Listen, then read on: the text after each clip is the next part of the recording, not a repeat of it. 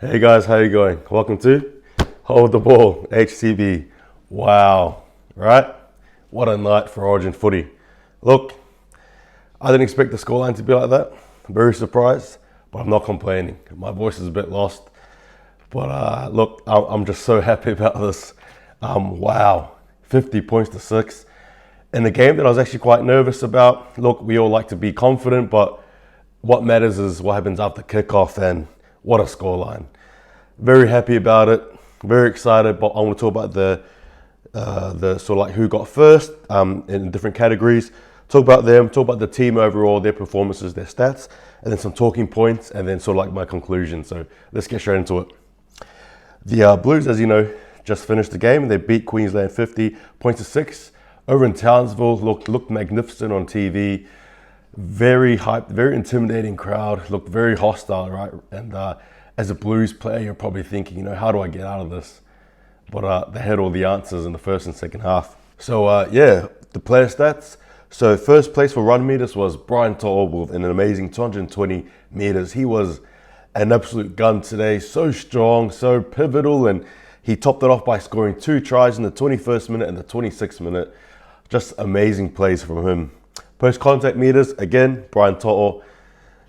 I was actually pretty nervous before the game. If you watch my previous video, I sort of perhaps bring on a bit of, I probably bring in a bit of negative energy in there, but I just talk about him and my nerves on him. But hey, he proved me wrong, and I'm so happy he did.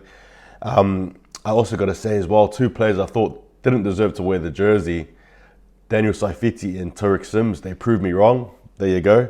They shut me up. They're arguably one of the best forwards, both of them in the game. So how awesome was that? Tackle breaks was Latrell Mitchell with 10, and wow. Big gut Latrell, right? Over any other centre. Wow. Him and Tom Trbojevic, it's amazing. I'll get to those guys. I'll get to them later on.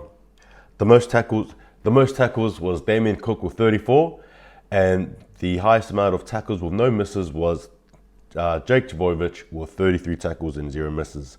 Again, just those individual plays there, they contributed to the game in general, and just made me happy to represent that blue jersey there. The team, all right, so comparatively, we have errors, New South Wales 10, Queensland 13. Penalties was 4-4, so those there straight even. Again, looking at the errors as well, I think that Queensland, just like the Blues, did them in crucial times, but I mean, the Blues just looked just too good. Missed tackles was 34 to 52. Again, very telling there. That is just a high number of tackles missed in the Queensland area. And I guess Latrell Mitchell, for example, made them pay. Tedesco, Trbojevic, it was raining tries, wasn't it? Possession was 51% New South Wales to 49% Queensland, which shows you again that it was pretty tight with the ball in hand. Both teams were competing well. And completion was 78%, both apiece. Again, just shows you again that both teams were evenly matched in that department. Queensland not taking advantage of it, New South Wales was. And the tackles, we had 315 for the Blues and 327 for the Queensland team, who made obviously more tackles, and the tackle breaks were 51 to 31. So there you go. Again, just in terms of what the team produced, it was just chaotic. If you're a Queensland player, it was just chaos. All you just saw was chaos. Nathan Cleary, it was good. It was a great game to watch for a Blues fan. If you're a Queensland fan, you're probably thinking, what's happening next game? I'm sure the coach will make some changes there, but I mean, for now, it's just what a win. But some of the key points I want to talk about was Latrell Mitchell and Tom Trbojevic, as stated by the NRL, centres of excellence, and that is exactly the way you describe it. An amazing performance by both those players.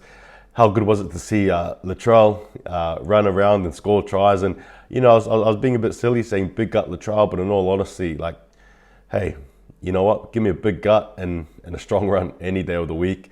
That's what he did. Tries after try. He scored himself. Actually, Latrell Mitchell himself scored about 2 tries there, so he had a bit of that candy as well.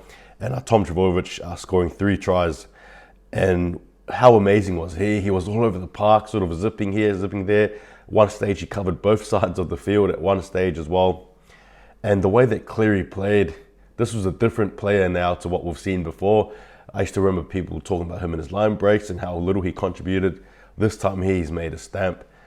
this Cleary here is a Cleary that we're seeing in the Origin Arena that will probably take hold and center stage of this arena here for quite some time. And it was great to see him in Luai as well. And I thought Luai was probably going to have a bit of a bad game, but he came in this game prepared. He did the kicks he had to do. He was there at the right space at the right time, offloading the ball, passing it right.